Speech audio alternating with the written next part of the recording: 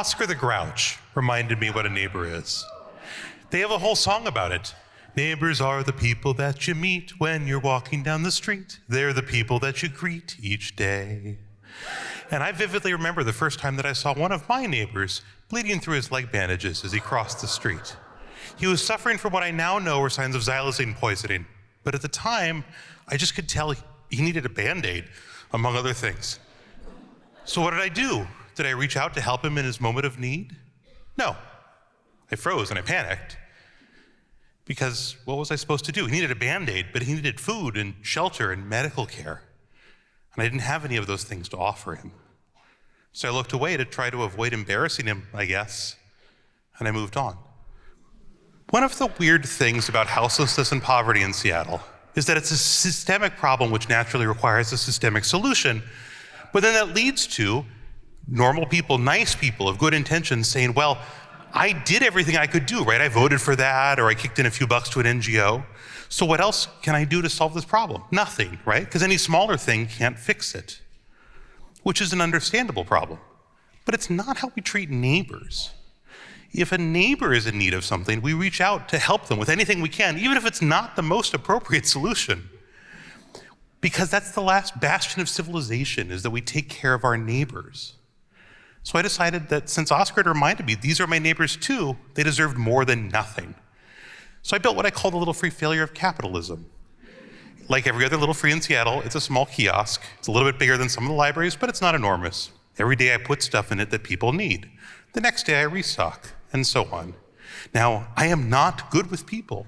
I am often deeply disturbing to people. Just ask my boss. But this does not require me to be good with people or to do outreach or anything like that. It requires me to spend about 10 minutes a day restocking and occasionally answer questions from my neighbors like, what are you doing with all that concrete? Around Seattle, you'll see little frees everywhere that are taken down within a week or two because some anonymous jerk called in a code complaint. So I learned the one secret to keep them up in Seattle. Everyone puts them in the planting strip between the road and the sidewalk. That's illegal, it will go away. Set it back 2 feet onto your own property, and suddenly you don't have a problem. There's a permit exception just for you. We started September 1st, 2024. In the ensuing 18 months, we've given out 4,000 pairs of socks, 1,200 doses of Narcan, lots of other things that are on this slide. More importantly, at least 5 people are alive because of Narcan that people obtained at Lift C. We give out lots of other things as well. We have a phone line to connect people to services. We give out period supplies to the houseless and to kids living in poverty. We give out a simply shocking number of safe sex supplies, including in the summers, to teenagers who have no other place they can get safe sex supplies, no questions asked. In fact, we don't ask questions about anything, which is probably the biggest thing that sets us apart from large-scale charity work. We don't make you fill out a form to prove that we're only helping the right sort of people, as defined by government funders or large enterprise funders. We just say, take what you wish.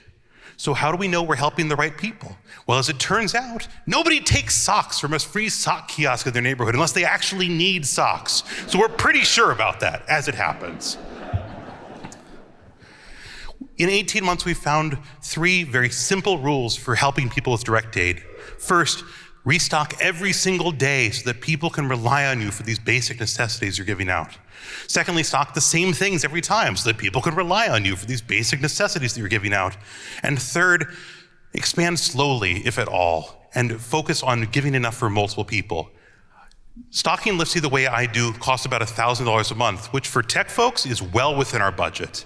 If you're not a tech person in Seattle, however, and I hope you're not, I'm so sorry on behalf of all of us, then the important thing is to focus on what you can give out within your means. $8 a day buys 10 pairs of socks if you buy in bulk, and just that will make a substantive difference in the lives of your neighbor.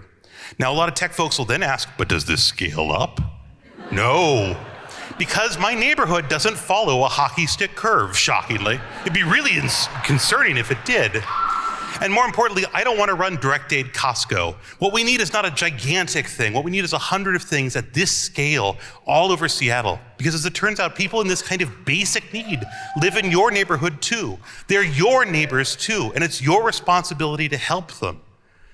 Look, basic direct aid, without barriers, without apologies, will not solve the crisis of poverty and houselessness in Seattle, but it's doing more than nothing, and that's how we start.